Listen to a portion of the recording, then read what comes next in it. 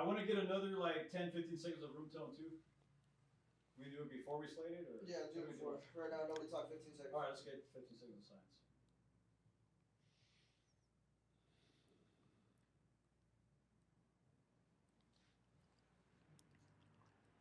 You said 15 minutes of silence. So sorry. I wasn't paying attention. Go for it. Again. Minutes. I think we. Just another 10 seconds. Great. All right, so I'm recording. You're recording. Yep. Recording all of That that. one's recording. Okay. Going on a tangent. Camera 1, part 3, slate. And then that one. A little bit more forward, closer to Earl, please. Way closer, like way closer. Yeah, like right by where the mic is. Up a little bit. Yeah, we want to see this. That's cool. That's cool. All right. All right, going on a tangent. Camera 2, part 3, slate. Yeah, it's just voice acting. You know, voice acting must be one of the harder, more competitive scenes to get in, just because if you have the experience, you're going to get the job. Well, it's such a small field that you're not, like in stand-up, you're competing against hundreds, maybe even 1,000 comics for gigs across the country, where in voiceover world, I'm going up against under 10 guys. Right, but they've all worked in Hollywood for, But we all work. Like, know, I'm on the Jellies, Billy Brown's on Sons of Anarchy, James Earl Jones is Darth Vader. Yeah. Dermot Mulroney's on New Girl, 10 different shows. No, he's had quite a career. Yeah, Rob Riggle's on, Holy Moly and 21 Jump Street. So that's who's going up against each other. Yeah. It's not like I'm going up against someone totally green who just moved out here from Idaho.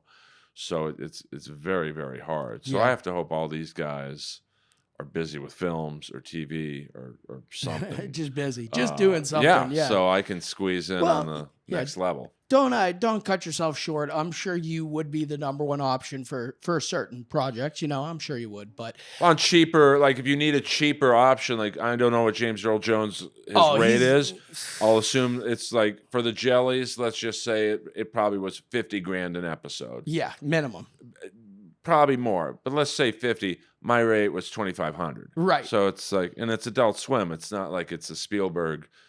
Period piece. Exactly. Yeah, the small budget. Well, I mean, Adult Swim's amazing. Oh, I love Adult Swim. They're smaller budgeted shows. That's what they're great at. Yeah. Is making small budget stuff that isn't going to be super expensive, expensive to make, but is going to be hilarious.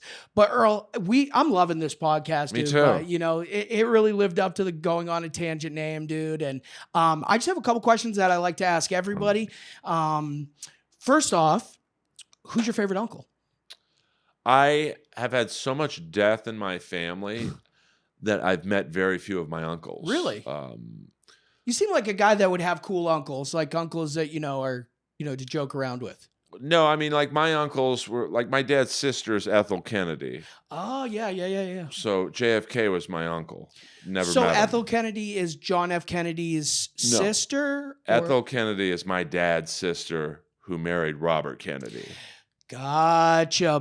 Bobby Kennedy. Yeah, so he was killed, I think, 2 months after I was born. Damn, dude. So you're these are assassinations. So yeah, I've lost uncles to assassinations, a lot of plane crashes. Yeah, wow. Because air travel in the 50s was not, there was no jumbo jet, 8 safety measured airliners. It was like, let's fly and hope it lands. Yeah, it's kind of sounds funny. Let's give it a shot. Yeah, like a corporate jet in the 50s and 60s was this thing called the Convair, right? Which was, maybe a little more advanced than what the Wright brothers got off the ground. So, so there was a lot of air disasters. Look at what happened with Leonard Skinner.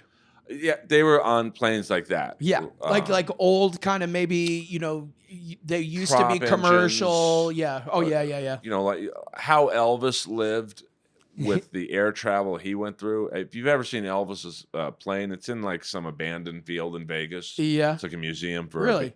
It's like, Jesus, how did he travel the world? He really was the king, dude. Yeah, I mean, he I think peanut butter and banana sandwiches killed him instead of a bad airplane. But or any of the drugs, I'm sure, Oh, I mean, he was next level. He was a gift to us. He was absolutely a gift to us. Oh, he was my next door neighbor. That's unbelievable. The fat Elvis. Yeah. In 70, I think he lived in Bel Air right below our house from like 74 to 70 whenever he died, 77. Did you ever talk to him? He once said hello to me when he was jogging, or what he would call How you jogging. doing? He was How like, you "Hey, doing?" how you doing, Mama? I mean, my neighborhood was so. Harry Nielsen was our next door neighbor, who was like the fifth Beatle. Unbelievable. Stallone in the 80s was my neighbor. Love Stallone, dude. Like, I got to see Rocky jogging in our neighborhood. Yeah, you could literally play Eye of the Tiger and be in the movie. Kareem Abdul-Jabbar, for you older I've heard folks. some shit about Kareem about how he was kind of a jerk. He was a strange dude. Like, his home in Bel Air was in the shape of a circle. It was in the shape of the Forum, because I guess he had a phobia of corners.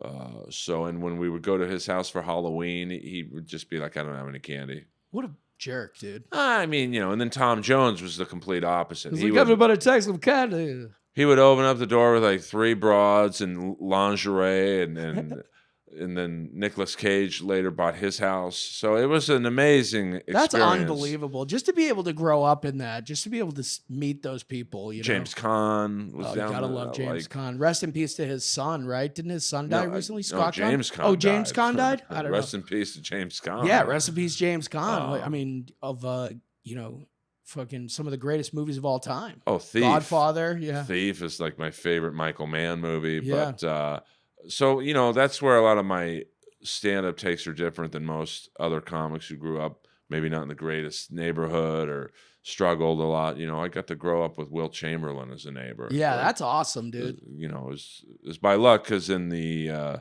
60s there was a Bel Air fire. Oh. And my dad was the only one whose home survived the fire. Yep. Because he was literally on the roof with a garden hose. Like, this house is not burning down. And so then, Kareem moved in, and Wilt Chamberlain and James Caan and Stallone, and it became the coolest neighborhood of all time. Yeah, Connie Stevens. If if you're an older guy, she was like a pretty hot actress back in the day. Yeah. So it was who else? The drummer from the Stray Cats. So you have some pretty cool uncles, but they weren't in your life, but it's almost like all these cool neighbors, these celebrities, they almost like served as what an uncle would, like this cool person to look up to that you didn't really.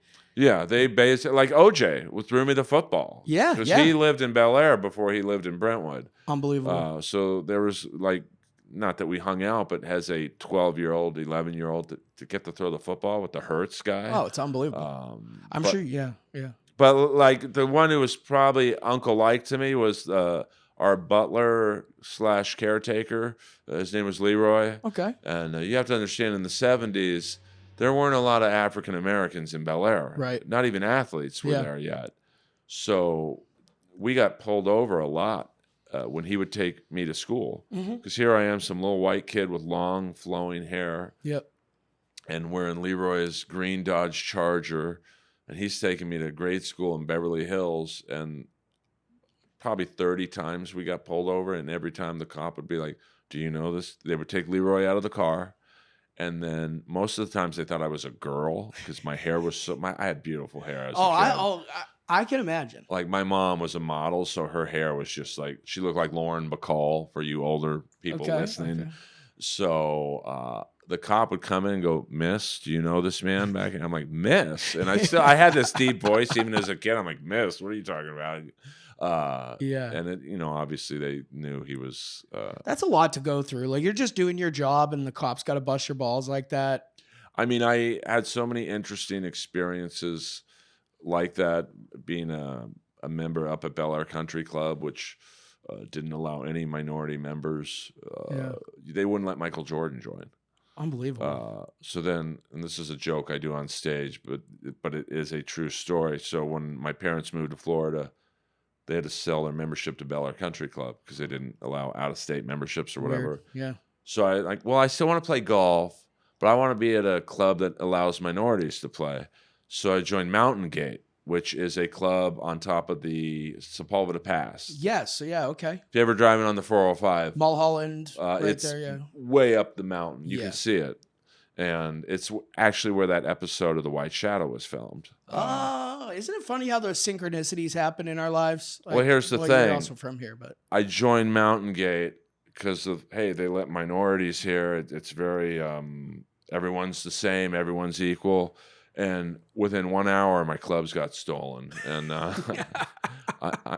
I never played golf again. I was like, wait a minute, I'm going back to Bel Air. oh my God. Get me back to the racist place. Yeah, pick up tennis. Yeah. So That's awesome though. but so many experiences like that. But you had this guy, Leroy, in your life that served as like an uncle. He was like, a sounding board to talk about things with and kind of just teach you how to be, maybe, a man. He would take me to Dodger games. And I remember the phone call I got when he died. I can remember it like it was 2 seconds ago. His brother, Ernie, and this just shows you when you're a kid, sometimes things don't register. He was crying, and he was like, Leroy's gone. And I was like such an idiot back then. I'm like, oh, where'd he go? We're supposed to go to the Dodger game tomorrow. They're playing the Reds. Because the Reds were my favorite team. And he's like, no, he's gone. And I still didn't register. I'm like, let me get my mom. And then she was the one who actually told me, like, he's gone. What it is to So, lose. like, So he was like maybe one of your first true losses. Oh, he was the first. Yeah. And so I go and visit his grave every year on his birthday. He's a veteran, so he's at the Veterans Cemetery on I don't know if you need the intersection, Wilshire. Yeah. What's his birthday? December 12th. Oh, wow. Okay. So, and I clean his grave. It's my nephew's birthday. Funny. Oh, yeah. I mean, Yeah, it's, Timmy. Shout out Timmy. Yeah. Speaking of uncles. I probably cried more at his funeral than I did at either of my parents' funerals because I knew that they. It was telegraphed that it was. Yes, gonna happen. 100%. Yeah, so yeah. Leroy was just. Wow. He was gone. Yeah. So. It's unfortunate, but loss is important. I really do believe the older I get, the more experience I have. I believe that we have an essence that stays with us even after death. I really do believe that. And, you can accompany people that are still here on this plane, or you can go do whatever it is that's next.